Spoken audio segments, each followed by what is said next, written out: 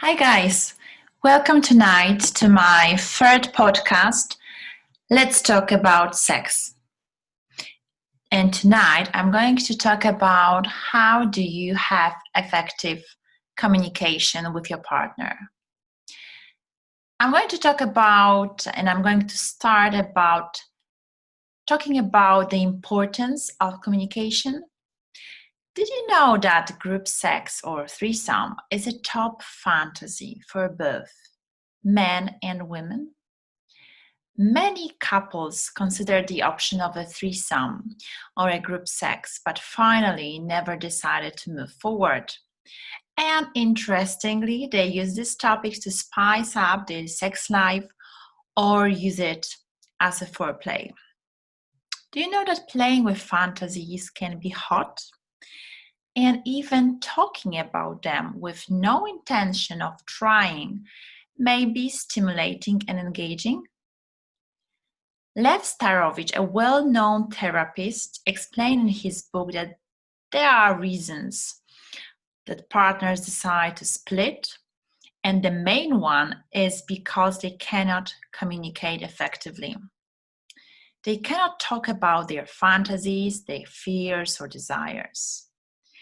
And especially nowadays, it seems like people tend to make decisions about divorce, about splitting up too easily.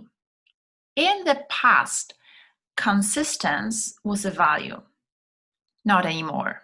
In today's fast-paced environment, we tend to change things quickly, buy new objects and, immediately throw away the old one. The same can be said about our relationships with people. Sadly, I see that divorce is a popular method of solving, or say it differently, ignoring problems in the relationship. Divorce is not a tool, it's an escape from problems. And you may find out that the latest research shows that 69% of conflicts between partners are never solved. I believe it's worth to try to learn how to solve problems effectively, to cultivate healthy relationships, and for the sake of the children, if you have ones. I agree that maintaining a healthy sex life may be the biggest challenge we have in our lives. But this should be an oath when we get married. Before you feel comfortable speaking erotically with your partner, you may need to feel comfortable with telling your partner about your feelings by using effective communication.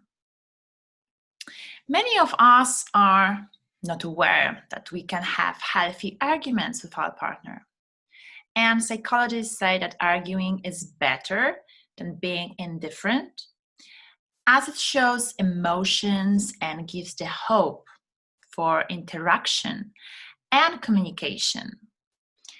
Later, I will share some techniques that you can learn in order to have intense discussions with positive results. I see many couples with anxiety, which is really harmful to their relationship. And most of them do not know how to deal with this anxiety. Their feeling of anxiety is the most destructive feeling of all. You have to eliminate this feeling as soon as possible in order to heal your relationship. You must kind of build a psychological calm with yourself where the emotions are controlled. And this is very difficult. This is a challenge, especially for women. But when people are calm, they are willing to listen. And also, they are empathetic. When people are anxious and hostile to each other, they are entering a different level of communication, right? They're closing up themselves, or in other way, they're attacking or defending, depending on personality. Do you know how to relax, calm down your partner? Do you have any ideas? I have some ideas for you. Bring up positive memories. Take small steps. Even a little difference can be a big difference. Start asking questions. Keep a comfortable distance from your partner. Don't come too close if your partner is nervous or angry. Don't be pushy. Ask questions, but don't expect them to be answered straight away. It's like with children. Sometimes your partner needs some more time to prepare the answer. One of the main causes of tension in the relationship is finance, and there is no doubt about it. It is good for a relationship if both partners are financially independent. And I encourage every woman not to rely solely on a man to contribute to the household, as you may feel frustrated that you rely on your partner and that you have to ask for money. In order to, have this kind of confidence and sense of security, young women need to know that they can rely on their abilities to make money and that they can support themselves. It is good to have at least 2 sources of income in a household. So stress levels are lower. When both partners in a relationship are making money, both partners may feel satisfied and appreciated.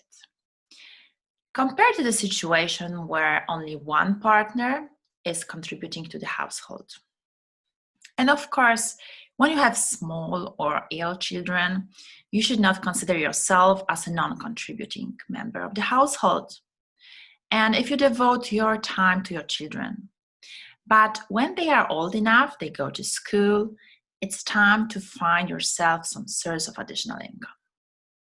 If finances are a source of tension in your relationship, follow the advice and start having effective communication with your partner.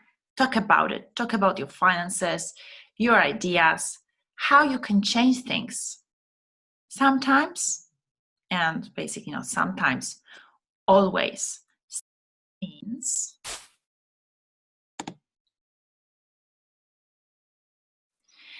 the dialogue means asking questions and being a good listener. Effective communication does not describe characteristics of the person. It describes the behavior and the feelings. You have to be open for a constructive conversation and on effective argument. And really, good communication doesn't always mean that you have to agree with your partner all the time. If you aim for understanding, you may find out it's enough to come to the conclusion that you are capable of understanding. You should always know that generally perfect agreement is rare, but perfect understanding is almost always attainable. When we talk about effective communication and having good argument, you have to know that to have an argument with your partner, you don't think rationally when you do have this argument and your emotions are taking over. So many times people use toxic words such as the following: you always, or you never, or you're stupid or worthless, you behave like your mother or father, you are an idiot. Forget the words never and always. This is my first advice to you. They are defensive and not really true. If you use these words, you communicate to your partner that they are not capable of doing anything different. It sets the bar low for improving. If you want something different from your partner and you use words such as always or never, you will not get the change you want. And remember that in order to have a constructive argument, you should not use these words at any time. For the argument to be effective, you should say how your partner's behavior makes you feel. I'll give you some examples, and you tell me which one is wrong and which one is the right one. The first one: you're always letting me down. Is it wrong or is it right? How about this one? I felt sad when you called me silly in front of our friends. Or, you are always late, just like your father. Or, I'm angry because you are late. I feel sad when you are late and you don't respect your duties. Remember that when you use toxic words like always or ever, or you are silly, or you're stupid, or you behave like your father, you cross the line with your partner, and they may feel rejected, hurt, and insecure. Words may hurt even more than actions. And it's difficult to forget words that we heard in anger. For instance, you look like an old cow. It's important to respect the other person as a human being and not to say words that may hurt them. If you start doing so, stop immediately. Take a deep breath and apologize. You know, it's always good to control your words as soon as possible, because if you don't do that, you may create a habit of using ineffective communication each and every time. Right, and interestingly, Lev Starovich claims that effective arguments should not last for more than 30 minutes, as the argument stops being constructive then afterwards. Moreover, it's good to know that if you correct your words early in your conversation, you can fix things easier and quicker than when you wait for a long time in a conversation. You should be ready to say, I'm sorry, I didn't mean to hurt you, or I miss you. Then, when you do communicate with your partner, it's important to recognize that you have to choose carefully how to say things with the aim of communicating effectively. You may find that when a husband speaks with his wife, everything counts. The tone of his voice, the speed, the body language, gestures. The whole manner influences the character, response, and then motivation for the conversation. It is important to know the basic elements of effective communication, as true conversation is an important tool we have to build a long-lasting, happy relationship. You have to be able to make the listener willing to listen to you. Therefore, the tone of your voice will indicate if the conversation is serious or not. And even if it is serious, you should make it soft and easy for the listener as possible. You can do that by finding a suitable place for this occasion. If you would like to speak about sex, find a place that is not related to sex at all. So, bedroom will not be a good place to talk about your intimacy or to discuss these topics. You may try to find these conversations easier in an environment like you are in a forest or in a park or in the kitchen or at the spa. Make sure that the both of you and your partner, have an open mind and show proper body language. Remember to keep an open position. Don't cross your hands.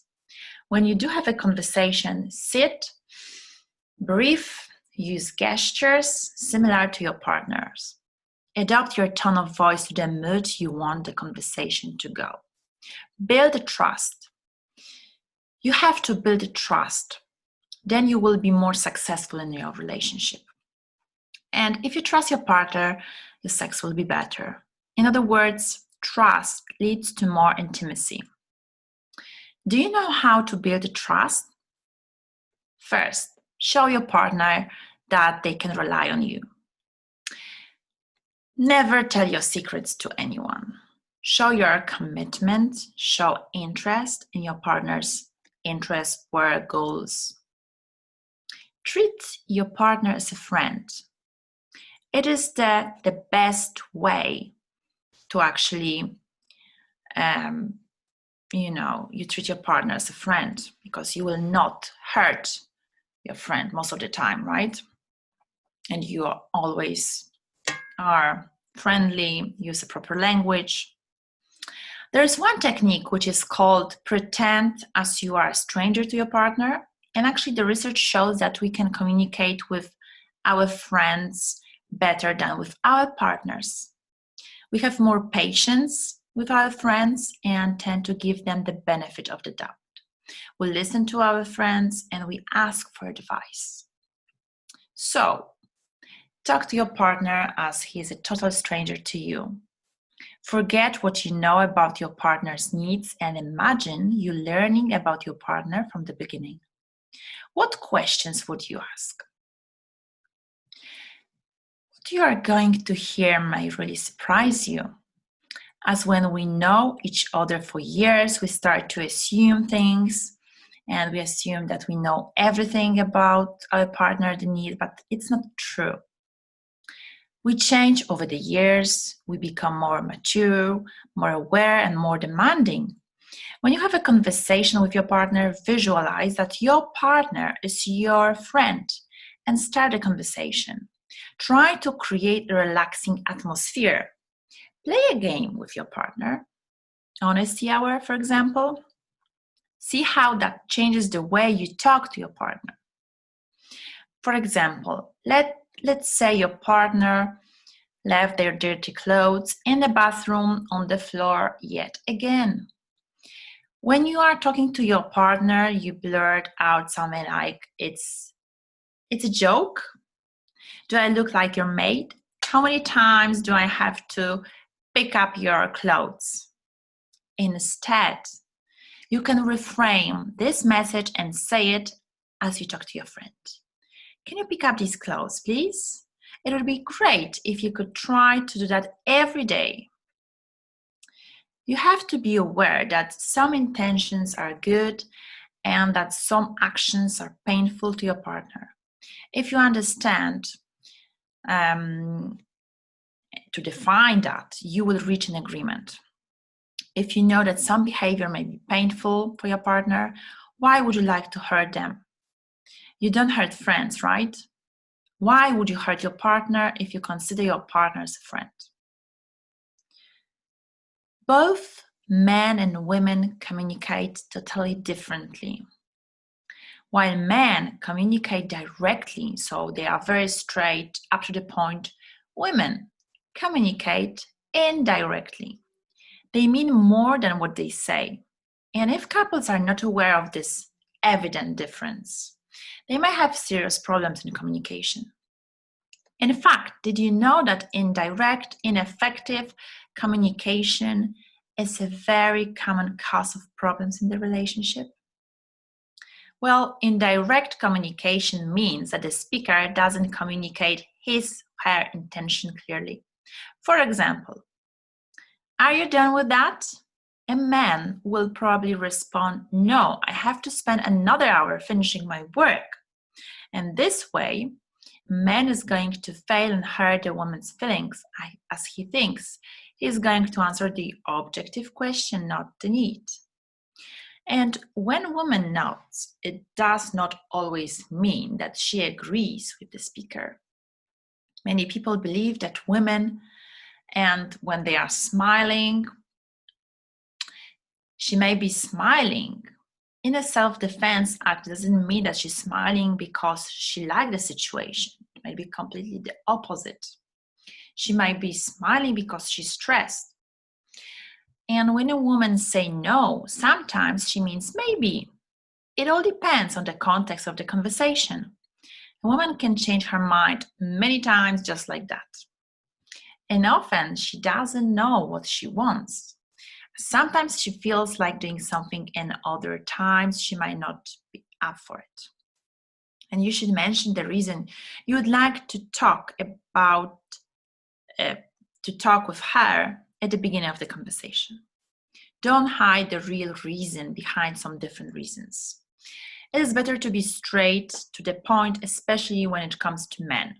Women have to communicate directly, not indirectly, as men will not be able to guess what is the matter or what's wrong.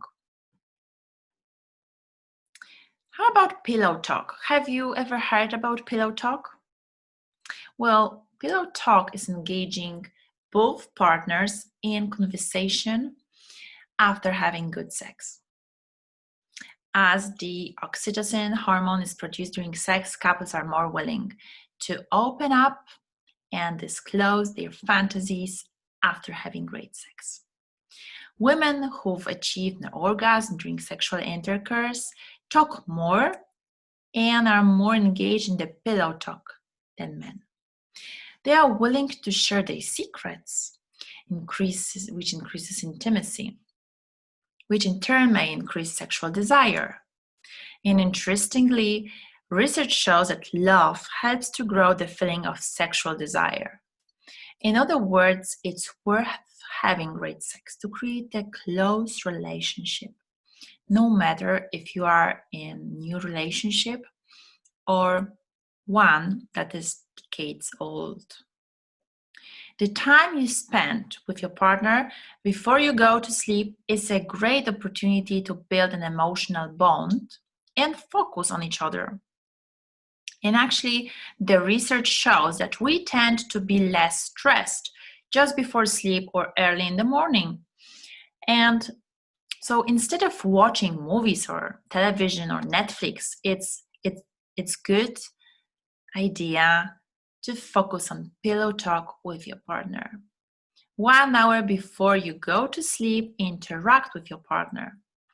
Offer your loved one something to drink, hot chocolate, tea, beer, anything. And start conversation in the kitchen and the living room or wherever you feel comfortable. Just start chatting and see how the conversation goes. Well, another good idea is to read books aloud to each other. And studies have shown that reading lowers stress levels and make you feel more united. In addition, you can propose a shoulder or back massage.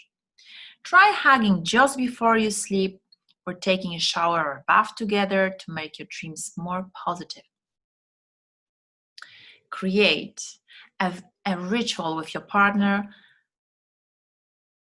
and by doing that, you will see that it promotes a sense of security and safety, which is very important for women. And the benefits of this interaction between partners are really worth it. Think about it. You are both relaxed, you feel loved, you sleep better, you wake up in the morning feeling closer with your partner, and you will feel more connected, more appreciated. This will help you to take your relationship to the next level.